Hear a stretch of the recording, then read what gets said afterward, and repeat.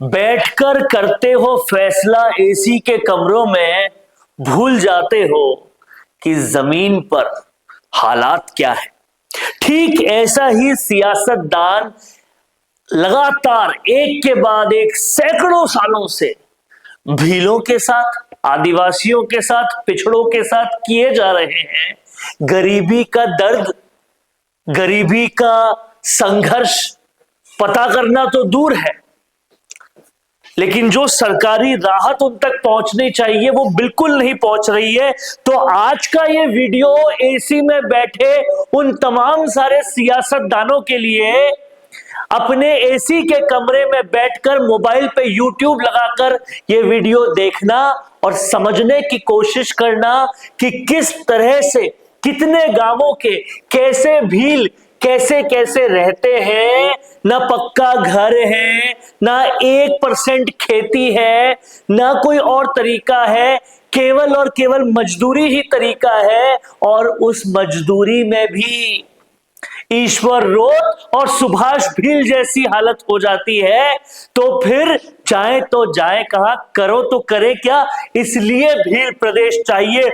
इस वीडियो को पूरा देखिएगा और खासकर वो सियासतदान देखिएगा जो कहते हैं कि मैं पिछड़ों का, आदिवासियों का हितैषी हूं। अगर हो तो इतने सालों से ये हालात बन क्यों रहे हैं, बताइए जरा।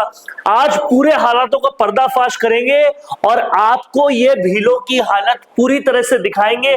ध्यान से देखिएगा, तब आपको भी शायद समझ में आएगा कि भील प्रदेश की जरूरत किस लिए है, भील प्रदेश चाहिए किस लिए।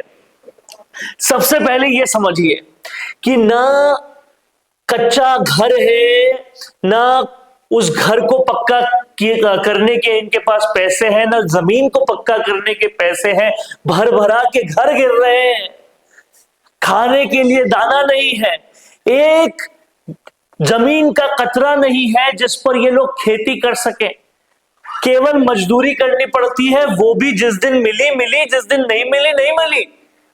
और ऐसे में खाए क्या, कमाए क्या, परिवार क्या पाले, बच्चे क्या पाले, ये हालत हो रही है।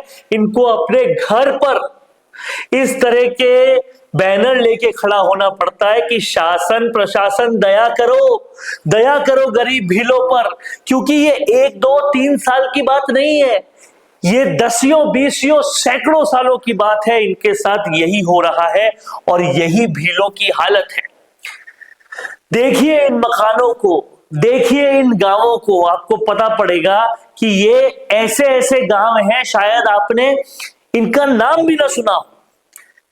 यहां घर मकान नाम की कोई चीज नहीं है। जिस तरीके से ये रहते हैं उसकी असली हकीकत ये है, प्रधानमंत्री घर योजना मिल रही है लेकिन उसमें मिल इनको कुछ नहीं रहा। इनको हर जगह से नजरअंदाज कर दिया गया और इसीलिए ये राजकुमार रोत लगातार मांग रहे हैं कि भील प्रदेश दो तो इनका कुछ कल्याण कर पाओ। और ये वजह है भील प्रदेश मांगने की, ये वजह है उसको भील प्रदेश चाहने की।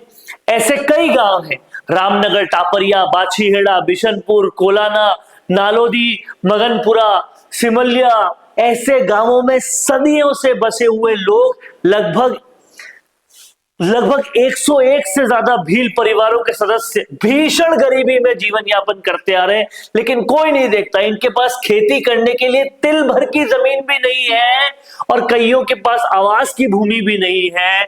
इनकी तरफ कोई नहीं जा रहा जो बड़े बड़े वादे करते हैं कि अंत्योदय योजना है, आखिरी पंक्ति में बैठे हुए लोगों को लाभ पहुंचाएंगे, वो यहां तक नहीं जा पाते।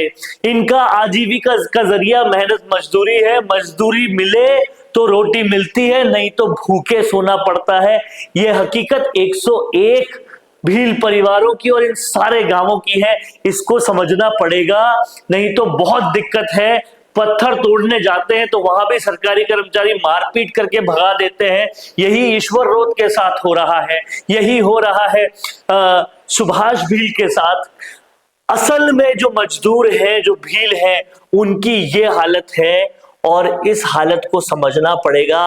और इसीलिए अब इनकी सारी उम्मीद राजकुमार रोत और भील प्रदेश से है कि ऐसा कुछ आएगा तो हमको कुछ मिलेगा, नहीं तो कहीं कुछ नहीं मिल पाएगा।